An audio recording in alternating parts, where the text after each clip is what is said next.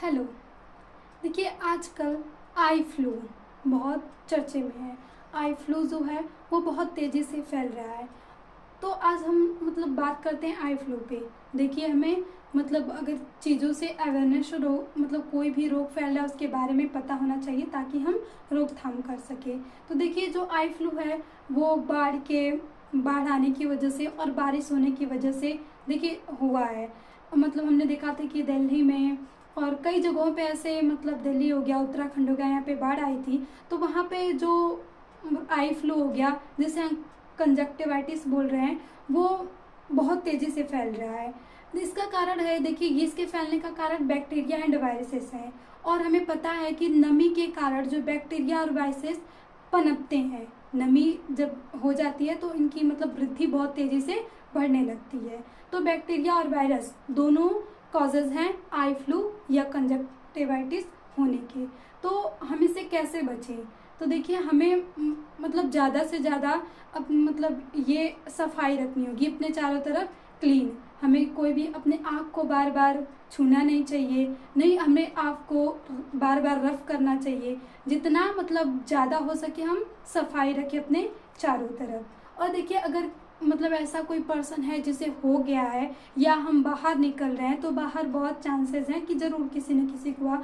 तो अक्सर अगर हमें बचाव के लिए गूगल्स का प्रयोग करना चाहिए, लेकिन रंगीन ब्लैक चश्मे का प्रयोग ज़रूर करें, जिसके कारण देखिए ये वायरस हैं तो कांटेक्ट द्वारा फैलेंगे ही। और बैक्टीरिया भी हैं तो ये कांटेक्ट द्वारा फैलते हैं। एक किसी को हुआ है तो वो चीज़ें कोई यूज कर रहा है तो उससे हमने यूज किया और अपनी आंखों को टच किया तो इससे हो सकता है।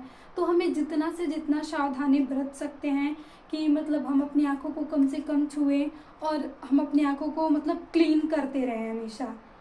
और देखिए अगर किसी व्यक्ति को हो जाता है तो देखिए ये बहुत ज़्यादा ये नहीं कि हम बोल सकते हैं कि डरावनी कोई बीमारी है, हो गया तो अब क्या करें।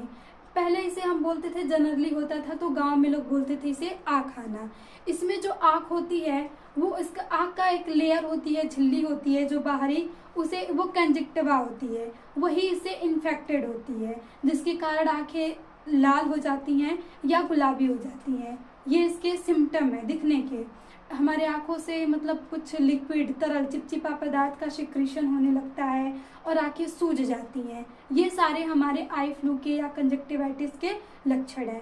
तो ये अगर किसी को हो जाता है तो प्लीज़ घबराएं ना।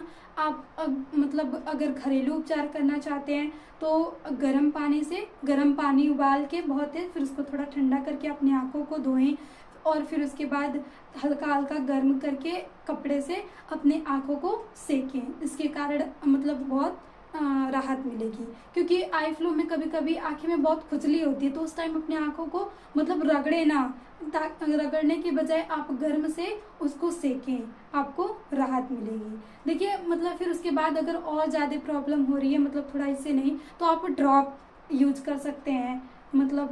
कुछ इधर उधर से जो हर्बल ड्रॉप, जैसे आइसोटीन होता है, हर्बल ड्रॉप है। ये एक पूरा आयुर्वेदिक ड्रॉप है। इसमें आंवला बाकी जितने भी कुछ औषधियाँ पाई जाती हैं और इसके बिल्कुल भी साइड इफेक्ट नहीं है। तो ज़्यादा प्रॉब्लम होती है तो आप ये ड्रॉप डाल लेते हैं। और इससे भी अधिक कि आपको कुछ थोड़ा देखने दृष्टि में प्रॉब्लम आ रही है कि आपको धुंधला दिख रहा है तो प्लीज़ आप डॉक्टर से सजेस्ट करें और किसी अच्छे डॉक्टर जो आई डॉक्टर हों उनके पास जाएं और अपना ट्रीटमेंट करवाएं।